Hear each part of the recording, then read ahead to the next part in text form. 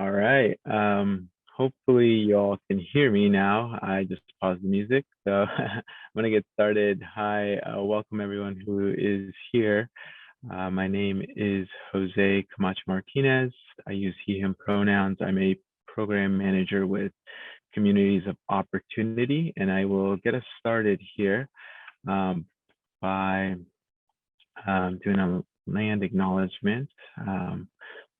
And so we are on the homelands of the first people of this land, the Duwamish, Muckleshoot, Puyallup, Snoqualmie, Snoqualmish, Suquamish, and Tulalip tribes. We raise our hands to honor all of the descendants of the Coast Salish people. We thank them for their hospitality as the first people of this land and for our continuing use of the natural resources of their ancestral homeland.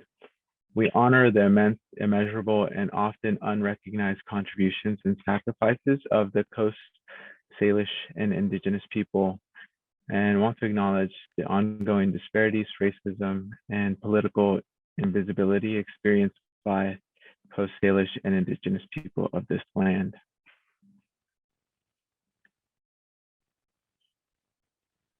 So I'm here to provide some logistics as well. And again, thank you all for attending. There is a closed caption option as well as interpreting. We will be recording this session, so that will have notified you already that we are recording. And as a reminder, please feel free to use the chat option. If you have any questions, anything comes up, if you are curious about the topics that are being covered or just want to raise something, please feel free to add that to the chat, as well as if you do want to use your digital hand to raise that, feel free to use that option before coming off mute.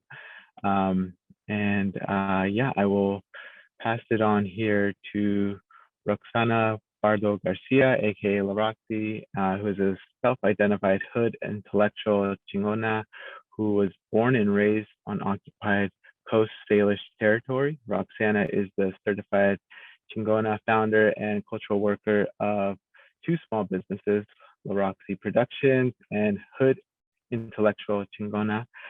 She is also the co-founder and project lead of Alimentando al Pueblo. She is a graduate of Highline High School and the University of Washington and a forever student of the streets and life. She was named one of the Seattle Times 2020 Local Heroes and the 2021 Burien Citizen of the Year. A close friend of mine in many ways. I've known her since middle school. We are neighbors, I believe, actually, just right down the road.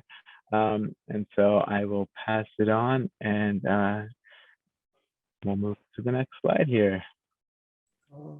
Thank you so much, Jose, and thank you everybody who is here to be a part of this conversation today. I have the honor of moderating this first panel. We have this is the first panel out of 5. So I wanted just to provide some context to today's conversation. Today's conversation is grounded in belief. During the pandemic, we witnessed many places of worship transform into places of access and resource for many in our communities. How are these places transforming their roles in communities? Thank you for joining us today as we learn from faith leaders how places of worship contribute to community building and transformation. It is my honor to present today's panel. First up, we have Pastor Lina Thompson. Lina Thompson is the pastor and teaching elder of Lake Burien Presbyterian Church, where she has served since 2012. She has a Bachelor's of Arts in Communications from Washington State University and a Master's of Divinity degree from Fuller Theological Seminary. Prior to coming to Lake B Presbyterian, Lina spent 15 years with the World Vision directing both local and national initiatives focused on training and building the capacity of urban youth workers, organizations, churches, and communities. Lina's work experience also includes having served on the staff of the Northwest Leadership Foundation in Young Life. Lina's Samoan heritage taught her the values of community, particularly rising together, service, concern for others, and sacrifice. In the late 1950s, her parents, Jack and Sala Thompson, moved from American Samoa and settled in White Center. They were focused on giving their 5 children, along with a whole host of nieces and nephews, to come to live with them and for a chance of a better life. Theirs was an unwavering message to all their children about the priority of education. The message is the foundation of Lina's work in the Pacific Islander community as an organizer and advocate for equity in education. Lina's ministry as pastor, teacher, trainer, mentor, advocate, and community organizer is rooted in a holistic vision of reconciliation, hope, and justice that can be best described in this way. And this is Zechariah 8:4-5. This is what the Lord Almighty says. Once again, men and women of ripe old age will sit in the streets of Jerusalem, each of them with cane in hand because of their age. The city streets will be filled with boys and girls playing here. Thanks for being here, Lina. And now we have Imam Adam Jamal. Imam Adam Jamal was born and raised in Houston, Texas. He has a degree in Islamic Studies from EISH in France and a master's in education from the University of Gloucestershire in the United Kingdom. Currently, Imam Jamal is the Director of Education and Assistant Imam at MAPS in Redmond, Washington. MAPS is the largest mosque in the Pacific Northwest. He is the father of two, a husband, and so a resident psychiatrist. Thank you so much, Imam Adam, for being here and joining this conversation today. So excited to get us started. I know a little bit about you all, but I want to make sure that everybody else who's a part of today's webinar knows who you all are. So we're going to start off with our first question is tell us about yourself, the role in your organization, and what has you on this journey? Like, why do you do the things that you do? So I'm going to go ahead and pass it off to Pastor Lina, and then we'll go over to Imam Adam.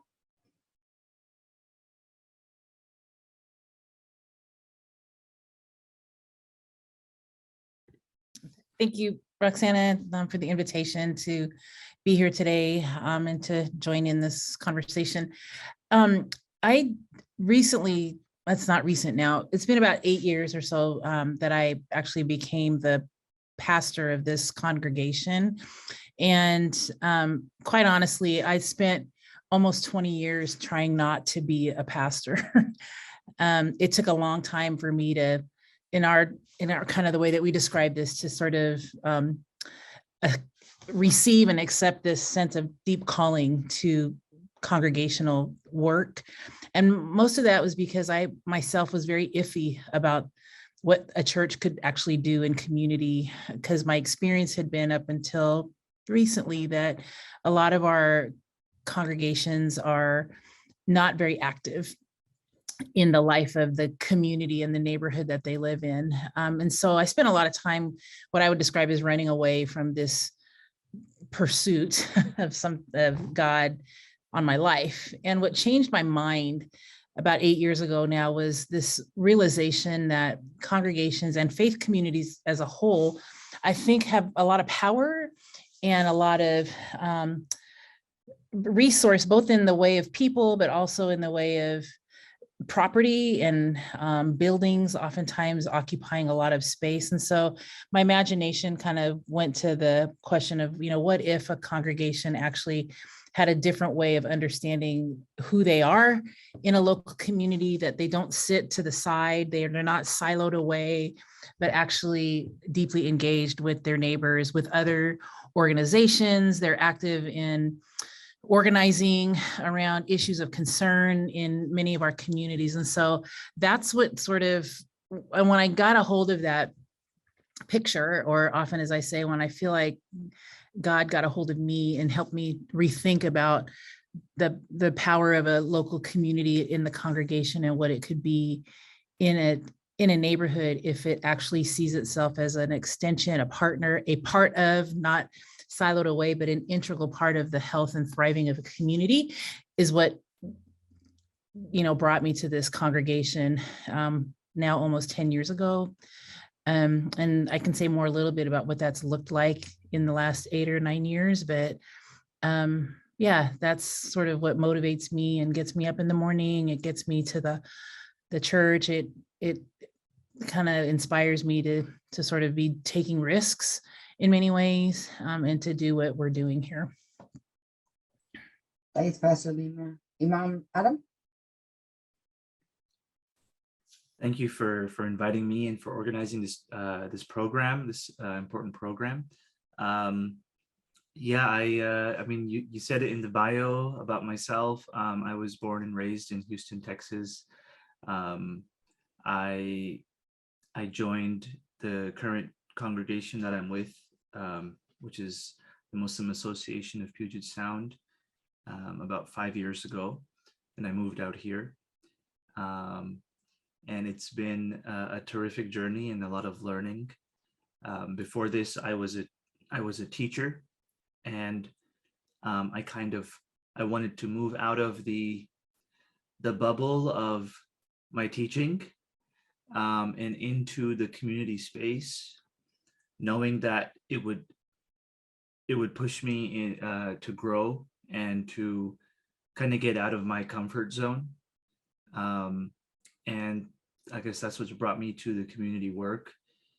And it's really fulfilling because just seeing people finding that place of belonging at a time when there's a lot of challenges and a lot of difficulties. So to find that place where people can come and feel like they belong when they might feel like strangers otherwise. So having that place where they can come, like, for example, the kids in my community, they face bullying because of Islamophobia, because of this kind of politicization of a view on our religion, and as a result, they face a lot of bullying. And so for them to be able to come somewhere and have that sense of belonging and that sense of someone has my back and someone can guide me and mentor me, that's what keeps me going. So I really appreciate being invited here. Thank you. Thanks, Imam. So I wanted to actually go off of what you said, Lina, earlier, because I think that this is really relevant to any of us who are doing community work and the work of like justice and liberation. This idea of accepting responsibility, right? Because I think a lot of us are called to this work for a lot of many different reasons. And at the end of the day, the work that we do is a choice, right? The work that we do and, that you all are doing in your congregations and your organizations is a choice that you make every day when you wake up to take on the responsibility of being a pastor, of being an imam, of being an elder, of all these things, right? So this series is really about like, how do we do that, right? Like, what are the steps that we take? And I just wanted to ask you all, like, what are some of the steps that you all took to really solidify and accept the responsibility?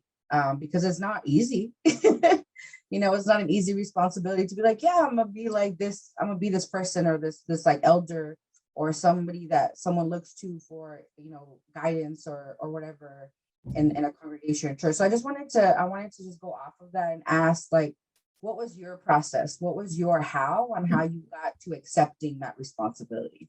Mm-hmm. I don't know if it was, for me, like my own personal story related to this was, like many of us, I had a strong sense of I don't exist in any kind of way on my own, that it is never about me and my personal journey, my personal success, my personal aspirations, my personal path. And so I think a lot of what kept me and formed me was a very strong sense. My identity was very much connected to others, my family, for one, extended family, my community where I live, my ethnic community, my Samoan community. It was a very strong sense of, Imam was talking about belonging. There was a very strong sense of my identity was rooted in a belonging in any community that I'm a part of. And so I have a strong belief that my own personal well-being is tied to the well-being of people who are around me. And so I work for that. I work for the well-being of others because I know that mine is also tied up in everybody else's.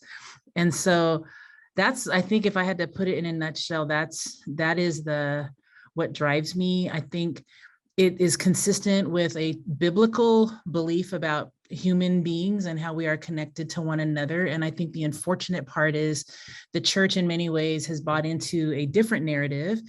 And I think is why, you see oftentimes the siloing that I mentioned earlier of kind of congregations even so only concerned about their own particular survival, and they can last that way for a while, but not while the rest of the community is suffering. Those congregations, and they end up not surviving, which a lot of what's happening in the church across the country is some of those congregations and those churches are dying and they're closing.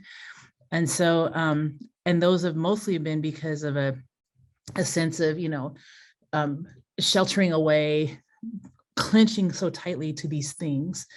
And so, I think if I had to say, Roxana, directly to your question is, I think how I'm formed, how I think about my life every day is very much rooted in this sense of we rise together. We all come up together. And that's just kind of how I feel like I was brought up in community. I brought up in community. Have no thought in my life that says that I made it to where I am on my own. So. Thanks, Lina. And Mom, Adam? Yeah, I'm going to echo what your pastor said about being brought up in community. I think in school growing up, I was the weird kid. Maybe I'm still the weird kid, but I was definitely the weird kid. And I found my belonging in my local small little mosque that was above a mechanic shop. It was, it wasn't a lot of people, but it was a few people. And the friends I made there, I'm still friends with them today. And feeling that place where you can turn back to just for hanging out, just trying to be yourself, and having that makes me want to provide that for others and provide that space for others where they can find that sense of community. I think that's what brought me here. That's what keeps me here. During COVID, I started having doubts because I stopped seeing people. I stopped seeing people. So I was like, what impact am I really having? Like I'm not seeing people anymore.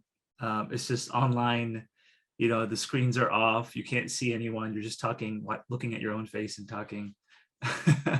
So now that things are opening back up again, it's been a big relief because that same feeling of, oh, this is real and this is tangible and, a difference is being made.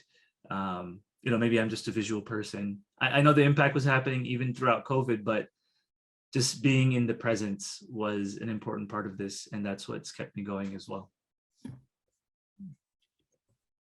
Hey, so I just want to say you're not alone in that. A lot of us were questioning our impact. And I was like, are we really doing anything? So I think that I know that resonates for me and so many people that I know, that we were all struggling with not being around people during the pandemic. So I'm going to move us into this conversation about like places of worship, right? And going to the theme of today's conversation is, places of worship are institutions, right? Like both of where you all are come from, the faiths that y'all are connected to have been around for centuries, really, and they've existed in different parts of the world for a very, very long time. And so my question to you all is, what are some of the challenges that you have faced, if any, in being a place of worship, but also being a place where like you contribute to the entire community, or where community building and transformation is happening? What are some of the things that you have done to overcome those challenges? And what are some of the challenges that you still face today? So I'm going to actually hand it off to Mom Adam to kick us off for this question. Yeah, I think in terms of being a community, I think we see our responsibility both kind of internally to the members of that community, and then also externally to society around us. And that's something that's a part of our faith, that prayer and charity are linked together. And that's something I mention in a lot of my sermons, and that in the Quran, which is the kind of the Bible of Islam. Those two concepts are always tied together. Prayer and charity, prayer and charity. It's over and over, like 100 times, and you wonder why. And when you reflect on it, you realize because there's that aspect of prayer, which is your connection to God, and charity is your connection to others. And so to be a balanced individual, you can't just have a connection to God and that's it. That's just between me and God and no one else matters. But actually everyone else does matter. And you have a responsibility and obligation to others around you. So community is a huge part of my faith and my work. And during COVID, the challenge was, hey, we are real estate. We are real estate, like a place of worship is real estate. And when you can't use the real estate, what are you? And so you kind of went through that identity crisis of how do you kind of pivot? Where do you go from here when you don't have that real estate? And we made that decision. We were actually probably the first mosque in the country to not have Friday prayers, to make that difficult decision, because the epicenter was right here in Kirkland, right at the nursing home. So we were the first ones who had to make that decision. People had theorized as it was kind of coming up in China. People had theorized, but no one had actually done it until it actually came here, and we had to make that decision. And not everyone did right away, but we were the first one. So we made that decision, and now what do we do? So, going online and kind of figuring all that out. I think that's been a challenge.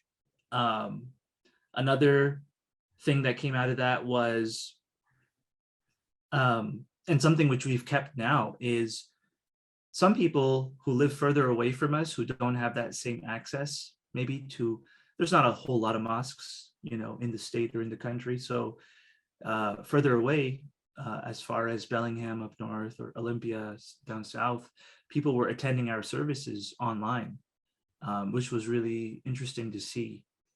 As we expanded our online capabilities, that people were able to come from further away. And that was really, something which we have continued even now that we've opened back up. And the second challenge was probably mental health. I think there's been a huge push for people to appreciate their own mental health, and the importance of that, being locked away kind of showed us the importance of the internal and kind of what's going on up here in the mind. And so mental health has been a hugely important thing. One of the things that we're doing is conversations around mental well-being, conversations around people with special needs. So we recently had a program on autism with a few of the psychiatrists and psychologists from UW. So having that focus on mental health, even in my own sermons, no matter what I'm talking about, I pull in the mental health stuff because people need that.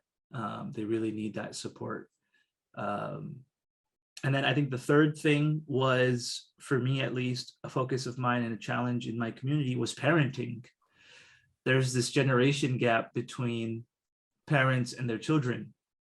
I felt like there was a generation gap between my parents and me because they were immigrants, and I was born in Texas, but my parents had immigrated from Pakistan. And I thought maybe that'll be, a generation from now, it won't be the same issue, but it's a different issue now because, the new generation is, they're the iPad generation, they're the TikTok generation, and so on. So parents are struggling with COVID and everything else that's happening in terms of parenting. And those have been some of our most well-attended programs, at least online, was our parenting programs because of the access, because parents just don't have time to come to the mosque on a weekday evening, but they can log in online while their kids are doing whatever. So that's been, a huge learning, and trying to connect them to local counselors, family therapists, things like that. A lot of challenges, but those I would say the top three that I've been kind of working on and working within my community. Because people's kids are really important to them, and trying to give them that guidance in that direction. And it's not even like I have all the answers or the counselor has all the answers, but it's about figuring it out together. And it takes a village, right? It takes a village. So it takes a village to raise that next generation. So that's what we're working towards. I had a quick follow-up question because there was something that you said in our pre-check-in meeting that I think is really important for folks who are here to understand, is that in the sense of having challenges. So, you know, you talked a lot about being able to provide programs that meet people where they're at, right? Like, oh, we're going to provide this training, this program, move to online. And you had mentioned in our pre-check-in that you're like a relatively new community, right? A relatively new established, right? So yeah, you actually don't face a lot of the institutional challenges that many other people. So I just wanted you to go a little bit deeper in that, of just giving some context for folks here to understand that, because I think your challenges are different than maybe the challenges of Lina and what she faces in her congregation. So I just wanted to provide that. Yeah, I'm glad you reminded me of that, because I was hearing Lina talk about her challenge. And because we're relatively younger. I mean, the other day after the mass shooting in Texas, I joined rabbis and priests from the St. James Cathedral in Seattle for a vigil. And I looked at the cathedral and I was like, I asked them, how old's the cathedral? It's 114 years old. And I said, wow, I think my mosque is about that minus 100. You know, so it's a young community. And I think those that have kind of gone through the whole life cycle of life, you know, the elder priest, the senior priest there at the cathedral, you know, he was an elder, and he'd kind of seen it grow. And I appreciated that that's where eventually we're headed. And how do we get there? And that kind of visioning, what does that take to really sustain for over a century? What does it really take to build that sustainable institution? I think that appreciation is definitely there. For us with COVID and the online and trying to be relevant, I think it happened fairly quickly, like it needed to happen. I think it helped that we were that younger institution. So, you know, there's more people with technical skills and more people with the you know, ability to log in and figure out how Zoom works and which buttons to push. And so being that younger community, that focus on like young kids and young parents, right, was definitely it kind of helped with some of those challenges. But I think in terms of the long term, that's something that's still a concern of ours. Like, can we make it as long as St. James? Can we get to that 100-year anniversary? You know, what does that look like? I think that's definitely still on our minds. But in terms of the short term, yeah, we were able to pivot for sure. Thanks so much. All right, Pastor Lina. Yeah, when I was looking at the questions, I think, so the congregation, I'll start there. The congregation that I serve in is in Burien, and it is about, it was chartered in the early 1940s, but it was actually planted in the 1920s. In a little, the first congregation was actually a plant from First Presbyterian Church downtown Seattle. So that's the mother church of all the little Presbyterian churches. And that church sent out ministers to plant local congregations in Burien, in White Center, in a lot of the different, what was then basically there was nothing here. So they were planting these little churches back in the 1920s. And so the Sunday school they planted at a little elementary school, which is on the site of what is known as Lake Burien Park. There used to be an elementary school there. And so this congregation really had its roots planted there. Fast forward, you know, I'm sitting in a congregation, you know, that's, I don't know, 80 years old. It was when it was in its heyday, there was almost 2,000 members here at this church in the 1970s. And the church actually mirrored the growth of the city of Burien. So as Burien became more and more populated with primarily white folks, this church mirrored that growth, which is basically the story of a lot of mainline denominations around the city. As those communities started to change and became more diverse, more immigrant communities started to move in, and the neighborhood complexion started to change, those churches like Lake Burien started to, decline in membership. Families were moving away, or the parents were staying, but their kids were moving out of Burien. And so when I got here, the congregation was on a sharp decline. It was about 70 people. All elderly white folks. And I think the challenge that I faced as the pastor who, when they invited me to become the pastor, was the question of, to your question, Imam, like, how does this church survive when there didn't seem to be a plan for how to survive? They were just really trying to, let's just keep doing what we're doing. And hopefully everybody else will see how great we are and they'll come. And so they're solved, interestingly enough. The pastor who was before me did understand the demographic shifts that were happening in the city of Burien. And so this church organization did what a lot of church organizations do: let's hire a person of color. And that person was me. and what I noticed right away was there was a lack of what I would call a theological understanding of who the church is supposed to be in a community. They had kind of carried this, they were kind of living off of what they've always known, but they were really not paying attention to what was happening all around them. The demographic shifts in this part of King County were vast and deep. And so when they asked me to come and help them, they really, they didn't know. They just thought, let's just hire a person of color and that will change us. Not ever really addressing the real change that needed to happen, which was, number one, their vision, and number two, their deep-seated sort of racist ways of understanding even their own faith, how the Christian faith has actually very conveniently not addressed the issues of racism that are present in the Christian story.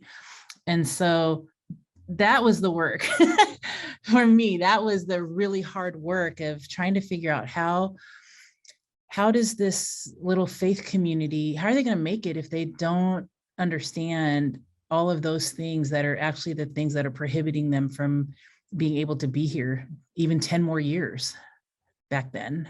There have been a lot of congregations that have closed in the same period of 10 years. And so that was, for me, that was the work. And I had to sort of discern with some other people, does this congregation really want to change? And change is hard. Transformation in organizations takes at least 15 years because you really have to seed the message of change and keep kind of casting what I would call a vision for how we're going to be here, not just for the next 10 years, but how are we going to pass on to our children, right? This, what I would call kind of this transformative vision of life that God has for all people. And so that's the work that we've been doing. Specifically, we've had a lot of hard and very focused, targeted training on and doing institutional racism in our own congregation. It changes the way that we show up in community outside of this church. And the point about charity, this church was never short on charity. This was their answer to how everything was about, let's support and give away money to, this was when the congregation was quite wealthy. let's just, write checks to support both local missions, so food banks and, all this, and overseas. But what they were ill equipped to do is actually address the systems that persist, that keep people poor. And so my work was to try to help them understand that charity is needed, but does our faith inform the way that we show up to have a long-term change on systems and institutions? And so when I think about the work, the challenges, it's helping Christian people understand that your charity also needs to be paired with a strong understanding of institutional, in the ways of institutions, and how that's really the problem, why our education systems are the way they are. All the, we can keep throwing money at social services, and people would be happy actually if we would just do that and not worry about deep change. And so I think our faith requires us to imagine a God who cares about individual needs, but also cares about the systems that impact why people continue to be in the situations that they're in. So for us, it's been really strong messages, prayers, teaching, conversations around institutional, can we imagine a local congregation's value add in that conversation at the school board, with the city, et cetera? So it's challenging. Yeah. Yes, there's quite a bit of challenges in historically white institutions, and churches are no exception to that. So my question is, we have two different questions because each of you have very different contexts, right? As an institution that's been longstanding and as one that's relatively new. So Lina, we're going to start with you, and like, where did you start to reimagine your role in community? And what concrete steps have you taken towards that vision? And what supports do you need or have needed, or do you still need along the way? Mm-hmm.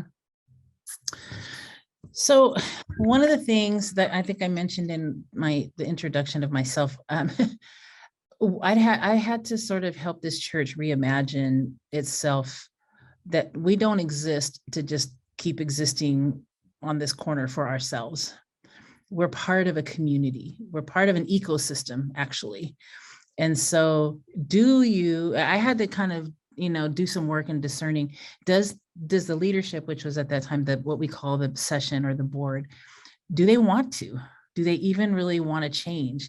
Do they want to see themselves differently? Do they see their own potential for actually engaging in the broader community? Because if they didn't want to do that, I wasn't gonna, I don't want to try to make them do anything they didn't want to. So that was sort of the first question for me. I had to really sit and pray because there was all, mind you, now they were all elderly white folks, most of them over the age of 65 or 70. So getting them to imagine a different way of being when many of them have been in this congregation for 50 years. So that was a really hard conversation, because I think nice people, they cared about people, they just didn't know how. And so I was pretty clear myself about who I was and what I was called to do. I just needed to help or understand, does this church want to go there? And them reimagining themselves, right? There's one thing, I had a pretty clear idea of what it might take in terms of leadership. Now, did I know what that was all going to entail? No, but I did know that part of my role was going to be, what the word that we use is, discipleship, which is basically forming how people think about themselves and their faith. So the concrete steps that we've taken towards this vision of being a really community facing church is, dismantling, I don't know if dismantled, yeah, I guess it is, what people currently think church is, right? It's not just this group of people that come together on a Sunday and exist for themselves. but how does their faith inform the way that together we look at the resources that this church has and begin to open our hands. So there was very concrete steps taken in our teaching, our preaching, the conversations that we were having around that vision for a more integrated expression of who they were in the community. Support, I think, Before you go to the supports, Pastor Lina, can you talk more about like what you've actually done with your physical campus? Like, as Imam Adam said, like places of worship are real estate, and you all have a pretty big campus. I think that's really important to point out is like, what have you done to your church campus? Yep. That really made you community facing. Yeah.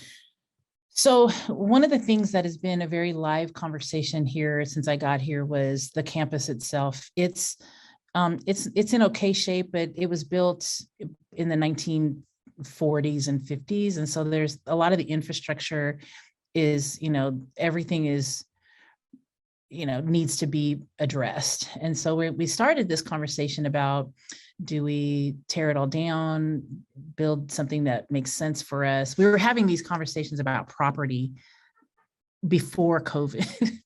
And for me, one of the things that would drive me nuts every Sunday was this beautiful sanctuary, beautiful.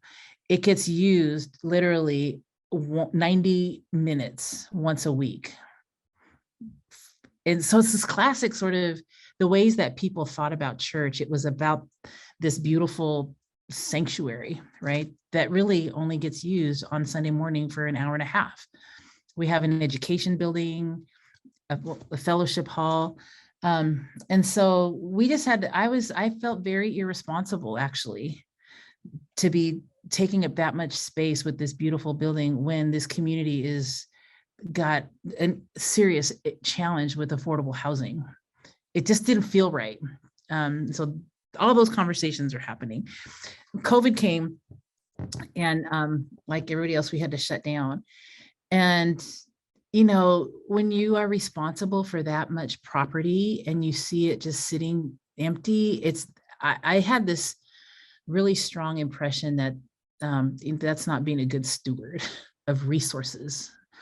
What we ended up doing was partnering actually with Roxana and the food distribution that she had a vision for, and came to us because Roxanne and I had a friendship and a relationship and had done other projects together, and said, would you be willing to have this food bank be staged out of your fellowship hall? And it was awesome because, of course, we're not using it, right? And so for the next 2 years, our fellowship hall is basically a staging center for this food distribution that happens every week in our community with Roxana in partnership. And so I think that's just one example of how, and it was really good for our congregation to reimagine,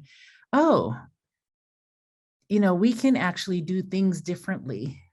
When we gave up our fellowship hall to Roxana, what it did for the other parts, now that we're back, is we don't have that space anymore for some of the things that the church is doing. And so we took out all of the pews in our sanctuary to create another large group space that we use Sunday mornings and can use for other things. So, that's some of the practical things that we have a lot going on. We try to leverage every inch of the facilities that we have, and we're there. I think we don't have enough spaces, but I'm okay with that. I feel like, that's what we're supposed to do. We're supposed to leverage all that we have for and with the community. Thanks, Pastor Lina. So I'm gonna go to Imam Adam, and I'm gonna shift the question just a little bit, given the context. And so, as you mentioned, you're a relatively new community, and a place. Like, what are some of the things that y'all are doing to ensure that the programs that you all have are relevant? Is there anything that you have built in place through, feedback forms, surveys, anything that you all have that ensures, that your programming stays relevant? And I think the other piece is, what are some of the conversations you are having around sustainability? and where are the supports that you need, either from a county level, philanthropy level, partner level, community level, that you're like, yeah, it actually would be really great to have these conversations to ensure the sustainability of our work and of our place. Yeah, there's I feel like there's so much change that's happening. It's hard to focus on that one thing. One of the things that we had to, like, because we see ourselves not just as a place of worship, but also a community center. And the way that the space, and it's different. I think just hearing the pastor speak, Pastor Lina speak, is just so interesting to me, because I see how that can happen. I think our situation, because we kind of came up at a time when like real estate is more expensive. And so the whole community was built around how can we maximize the utilization of this space. So actually, if you come to our space, half of the prayer hall is actually a gym that has basketball hoops and then on Fridays, because that's the only time when you need the whole space, then we remove the partition, and now the gym, we add carpets, and now the gym has become a prayer hall. And I think the community did a great job. This was before my time coming here, but thinking about how do you maximize that utility so that it's not just sitting there. And I think at a time when that is more scarce, that's how we've kind of done it. And maybe when your church came up, it was a time of more abundance, and people didn't need to think about being squeezed together, and affordable housing and everything that's happening now. So it's just interesting how that all came up. So how do we use that space in an effective manner, and how do we kind of help the community around us? One of the things that has been really important for us is our social services program. How can you sit there, with your abundance, and at the same time you have the homeless across the street, in tent cities, in Redmond, in Seattle, on the east side, in everywhere. And so that responsibility to those people that, they just need a hand. And the Afghan refugees, that's been a big part of our thing, because that's our expertise. I mean, we have Afghanis in our community, and they've been a big help in helping to to introduce these refugees into society here, and to kind of conduct those trainings and conduct those meetings with other folks who need to understand the culture and where they're coming from, and how to kind of integrate those people here. Another important thing was when we had the heat wave. I remember last summer we made our mosque a cooling center as a place of refuge for those who didn't have air conditioning. We created a community garden project. So just trying to do those things which are important to us. I think one of the things that the community has done well is to give people the ability to kind of chip in and to bring their ideas. If it was just like the board of directors doing everything, the number of things that would be done would be very few. But because they've always been open to, hey, if you have an idea, it's going to help us, and it's not too out there. Even if it's out there, even if it's a big idea, let's do it. Let's get it done. Let's work together. So just that offering of let's create a community has been huge. I try to make sure that we give credit where credit is due. A lot of the people in the East Side, they're tech oriented, and they moved here more recently. And I try to remind them that their ability to come here and to immigrate here, our ability to immigrate here, is off the backs of the civil rights movement. That has been another important thing, because it was the Asian Immigration Act in 1965, which allowed people from the Middle East and from Asia to move to the United States. And that was a part of the civil rights movement, and it was part of everything that happened then. So kind of reminding us that we didn't just arrive and get headhunted by Amazon or whatever, but it was actually built off of someone else's hard work and sacrifice, and to remember that commitment. Another thing that's important for me in my community is this concept of faith compelling action. The faith is not something which you just keep to yourself. And I think you spoke about that, Pastor Lina, as well. That faith should compel you to do something and to change something and to bring about a just society. Because how can you enjoy your faith yourself without sharing the blessings that you have with others and trying to help them to get their own blessings from God? So there's definitely that. Those are some of the things which have kind of happened, and that we've tried to adapt to in the current era. In terms of challenges, you asked about sustainability. That's something that has been on the mind in terms of succession. So we were really proud to have a new campus in Seattle, actually.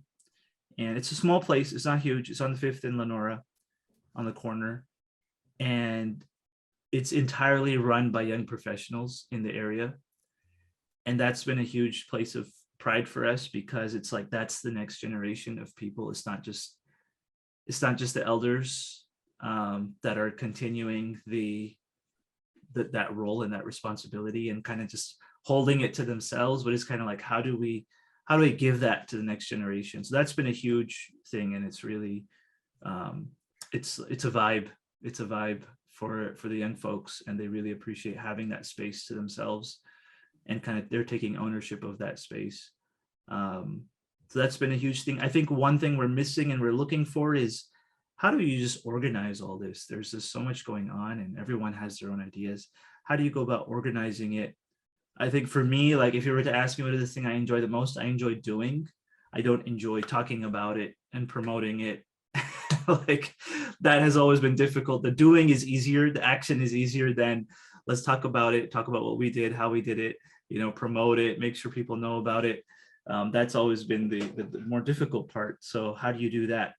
I think that's definitely a challenge for us, and we're trying to solve that. Awesome. Thank you so much. Just a reminder for folks that we are wrapping up the hour.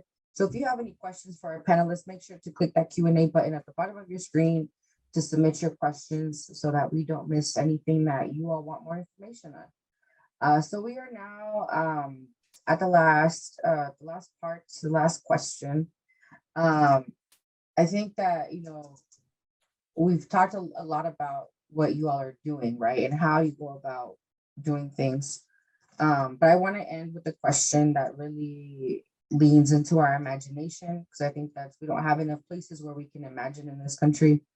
And so I just want to ask you all, give us some words about where you're at right now. And then if you want to share your vision or your imagination for where you see your work and the work of your organizations in 5 years, or even 10 years or whenever.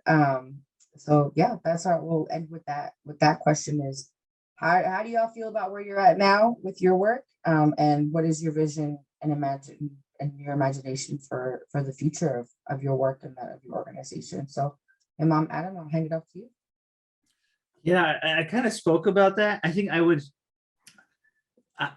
where I see myself personally is, I'm in this place where my wife has a really busy job. I have 2 small children.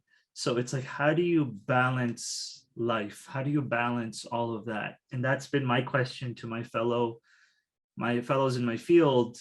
And I learned from the priest and the rabbi and the pastor. I learned from everyone.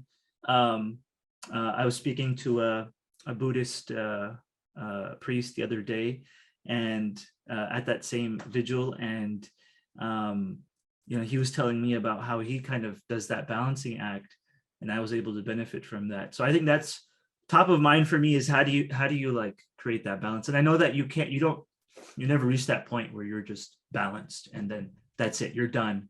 It's more like you sway this way, you sway that way, and you try to appreciate the moments when you're balanced, and you kind of work at balancing yourself when you feel like you've gone too far off the into one on focusing on one thing over the others. But that's where I'm at personally, and that's been the labor, is how do you just enjoy those moments with your kids? How do you just enjoy those moments with when you have time to yourself, as well as do the work of community. The example of the community servant is of that of a candle, the classic example of the light, which shines bright for everyone else, but then itself is melting away. So how do you be that light that people expect you to be, while, you know, that heat is getting to you? How do you do that? So that you don't feel like you're working all the time? Because it's so interesting, because you're in that and it seems like I struck a nerve there, because you're in the work and it just takes over your life, because you have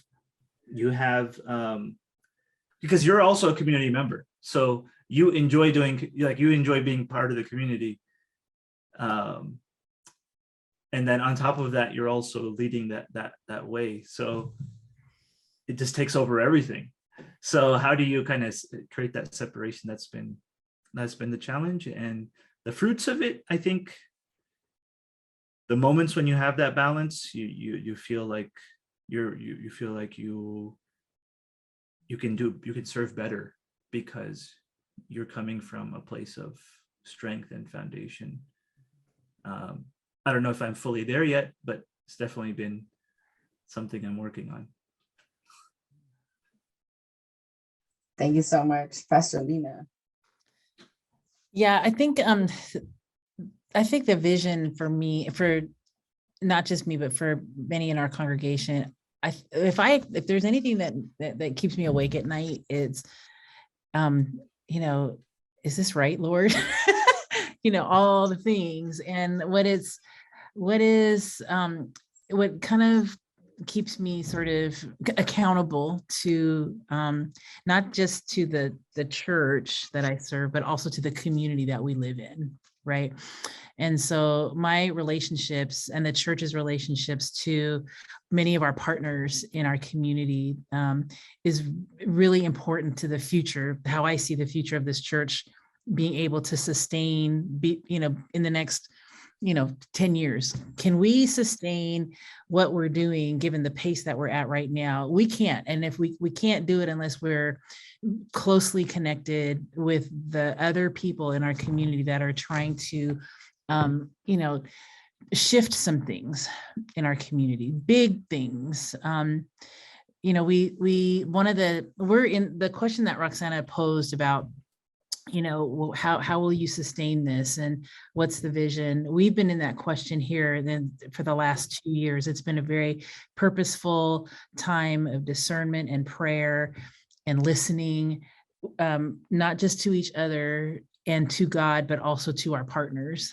Because I believe that oftentimes God comes through the places where you're least expecting God to come through. And so oftentimes in the Christian tradition, we think that we have kind of the corner market on how God speaks. And I don't think that that's how when I look at our own scriptures, I see a God who speaks through unlikely places and unlikely people to the people of God. And oftentimes it's the people, quote unquote, of God that totally miss it. And so we need people outside of our bubble to help speak to us about, their own dreams about what a thriving community looks like. And can we imagine that the voice of God would speak in differently than how we might prescribe how God speaks? And that's been the challenge, quite frankly, with the church and with many, we kind of, all of us, we just kind of want to hear things the way that we want them. And so that's, for me, that's the work. And it might sound sort of, pie in the sky, but it's actually very practical in how we show up in the community. It makes me have to, work with our people to train them on how to listen closely to our partners, because we share the same community, and we all have hope for something, more equity. We want people to all have what we all believe is God's intent, which is thriving, full lives. And so how does an institution set itself up to facilitate that kind of conversation? And so we've been doing that. Last fall, we hosted a morning, about 4 hours, with our community partners. It was 15 of our partners. They came to the church, and we had 3 questions. What are we doing well? What are we not doing well? And if you could speak to us about what you think our best play is, what is our best contribution, what would you tell us? And so that practice of listening to our community and our partners and residents and people who are serving is very important to our own practice of being a spiritual community. And so then when we listen, how do we kind of pray through what we heard, look at what we have, how do we begin to make some steps towards a collective vision that we share with others? Thanks. Thank you so much to both of you. I just want to reiterate some of the things I heard in the past hour around just some of the concrete things that you all have shared. A lot of conversation, a lot of listening, a lot of praying, a lot of discernment, a lot of just being present with people is also what I heard. It's, again, difficult to be on Zoom and not see individuals. And I think also just the gift of possibility, right? The possibility of being able to create something that is different, that is new, that is more aligned with the people that you all are in service to. So I'm going to close this out. That was the last question. I don't see any Q&As at the moment, but we did want to close out with a reflection, and this reflection comes from my colleague, Manny Juan Manuel Flores, who helped design the speaker series with us. But for folks who are here present, we're going to do just a reflection exercise to close this out so that we can help process all the things that we heard today. Just want to really shout out Imam Adam for the faith should compel action. I love that. Because I very much resonate with that faith should compel action, right? Our beliefs and what we think. And I think that all of our faiths, regardless of what faith we are from or what we believe, like all of us are being compelled by something to do something. So thank you so much for those words. So I just wanted to lead us through a really quick exercise. It's the head, heart, and feet. For those of you who have something to write with or just want to silently reflect and not have to write anything down, you're free to do whichever. We want to start with our head. I want you all to write something down or to share something that you all learned today. Something new that you all learned that resonated with you. And then your heart. What was something that impacted or resonated with you emotionally? And then our feet is, what are we walking away committed to do from this conversation? So again, just a quick reflection for folks is head, something new that we learned today. Our heart, something that impacted or resonated with us emotionally or in our spirit. And then feet, what are we walking away today committed to do? And feel free to share those in the chat if you'd like, or in the Q&A section. But just wanted to give us this moment to just really reflect and process some of the things that we heard from Pastor Lina and also Imam Adam. And then my colleague Manny is going to drop a link in the chat. That is our survey. Let us know how we did today. We have another event coming up on July 21st, which is grounded in space and place and reclaiming and making home in the age of displacement and gentrification. We will have representatives from Wanawari and also the White Center Hub to talk to us about how they are going about making home in the age of displacement and gentrification. Again, July 21st, same time on Thursday, 12 p.m. Thank you all so much for being here. Much appreciated. And I don't know if Pastor Lina or Imam have any other words to share with folks. But if not, otherwise, this is our thank you so much. Deeply grateful to both of you for being in this conversation and in this work. Muchas gracias. May y'all be blessed. Appreciate y'all.